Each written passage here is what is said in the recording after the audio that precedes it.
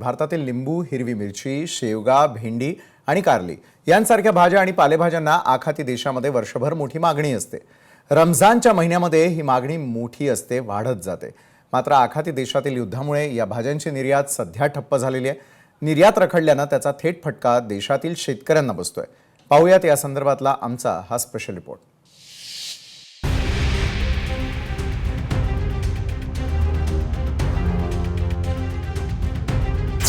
आखाती देशातील भाज्यांची निर्यात ठप्प, लिंबू मिरची भेंडीची निर्यात रखडली।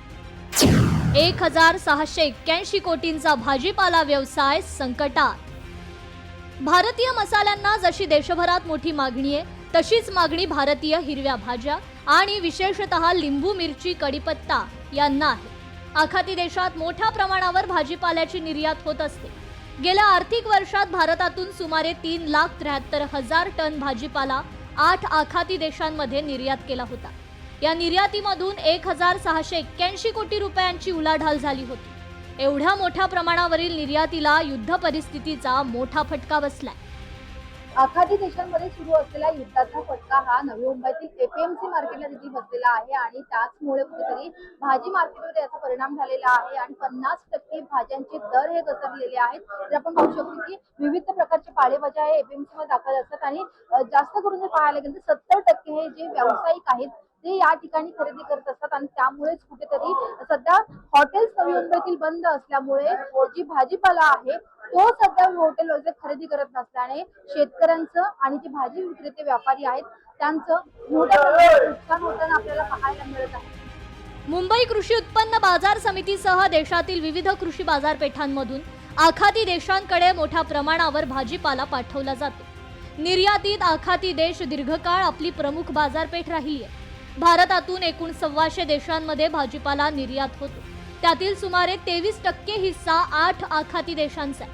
आखाती देशातील युद्ध परिस्थितीमुळे येथील निर्यात ठप्प असल्याने शेतकऱ्यांचं प्रचंड नुकसान झालंय। युद्धाच्या परिणामामुळे गेले काही दिवस गॅसचा तुटवडा असल्याने त्याचाही परिणाम हॉटेल व्यवसायांवर झालाय। काही हॉटेल्स बंद असून काहींनी त्यांच्या मेन्यूमध्ये बदल केले। हॉटेल व्यावसायिकांनी त्यांची भाजीपाल्याची मागणी कमी केल्यामुळे त्याचा भाजीपाला व्यवसायावर मोठा परिणाम झालाय। युद्ध चालू झाल्यामुळे सिलेंडर बंद झाले, गॅस सिलेंडर बंद झाल्यामुळे असा आज हॉटेलवाल्याने हॉटेल पूर्णपणे बंद केले। त्यामुळे हॉटेल वेंडर हे तिथून जे माल भरून हॉटेलला पोच करून देणारे लोक ते लोकांनी आज माल उचललेले नाही। त्यामुळे पूर्ण माल एपीएमसी मार्केटमध्ये पडलेला आहे। त्यामुळे भाज्यांचा बाजार 50 ते 60% घसरलेला आहे। भेंडी होती 50 रुपये 60 रुपये किलो, ती आज 20 रुपये 25 रुपये किलो आणि पालेभाजी आहेत ते 15 रुपये गड्डे विकत होती, ती आज 5 रुपये विकली। यूएई 1073 कोटी, निर्यात 2,38,121 टन। कुवेत 202 कोटी, निर्यात 47,123 टन। कतार 177 कोटी, निर्यात 37,884 टन। सौदी अरब 129 कोटी, निर्यात 26,257 टन। बहरीन 92 कोटी, निर्यात 20,418 टन।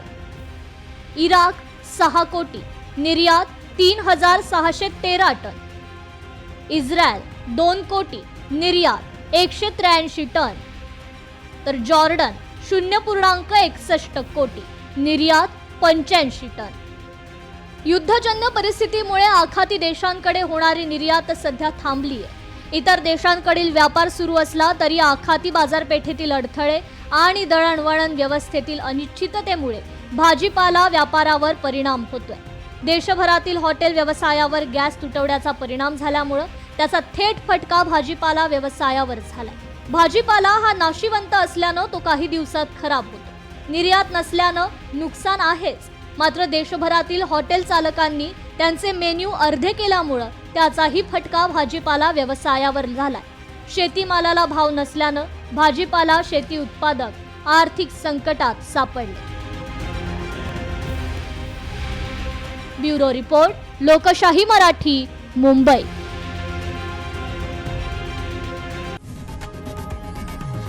लोकशाही मराठी, ऐका, पहा, जागरूक रहा।